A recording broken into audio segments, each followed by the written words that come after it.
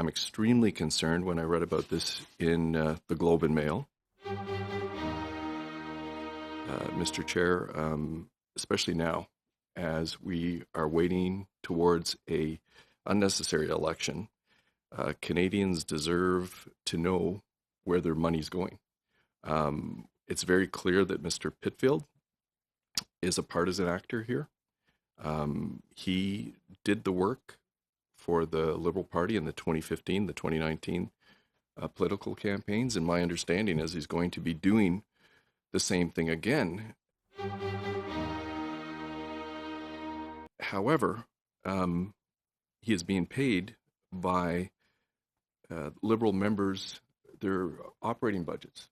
And as Mr. Barrett pointed out, and what many Canadians don't understand, Mr. Chair, our operating budgets are for our constituents.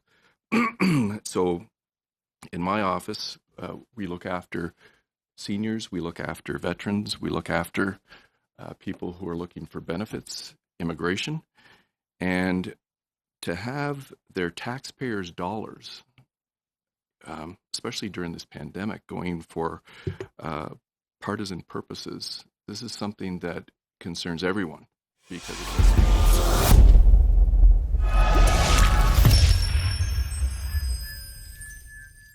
believe the Globe and Mail reporting. It's as close to fake news, calling it fake news as we might get, but they called it a fake scandal. Well, that's certainly their purview. I mean, I wonder if Mr. Easter, who's quoted in that original article, if he's getting real bang for his buck with that French language translation service, if he's really digging deep with that, and I wonder if all of the dozens and dozens and dozens and dozens of Liberal members are availing themselves of that. We have seen before that the Liberals will procure the services of a company that is completely unable to fulfill their obligations in service of French-speaking Canadians. We saw that with the WE scandal, and they said there's only one company in the world that can deliver on the CSSG for us, and it's this WE group. But we're going to need... What's extremely disturbing to me is it appears that the connection here, Mr. Chair, these are more Liberal insiders. In other words, Mr. Pitfield, who is one of the Prime Minister's best friends. Like, let's just talk about this relationship here. He grew up with him. Their fathers were best friends. He went to that illegal vacation with the Prime Minister and his wife, who was the leader of the Liberal Party of Canada. And then we find out through the media that these secret agreements, these contracts, even Liberal MPs don't even know what his company is doing. And we have a copy of the contract of the company that is supposed to be doing it, NGP Van. And we've found out there was a centralized campaign that was steered by the party whip. And Mr. Barrett clearly pointed out, and I don't think Canadians realize who the party whip is. The party whip is the guy who has the whip. He tells you about discipline, what to do, what not to do. And when he presents a contract to members to sign, as the Globe and Mail reported, 97% of Liberal MPs signed the thing. And I just wonder what kind of pressure that would be for me as a member of Parliament if my whip came up and said, sign this. Because our functions here on the House, everything is determined by the whip's office. Whether we're sitting on a certain committee, whether we're the influence to become a minister or parliamentary secretary. Mr. Chair, the pressure on members of Parliament would be enormous. And I just look at which members of Parliament didn't sign and what they're doing right now.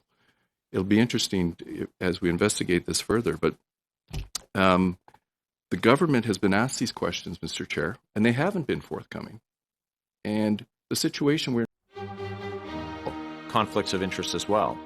And Mr. Pitfield's personal relationship and the question that it raises, as I initially identified, there is that that relationship with the Prime Minister. But there's also a relationship with other ministers of the Crown as well.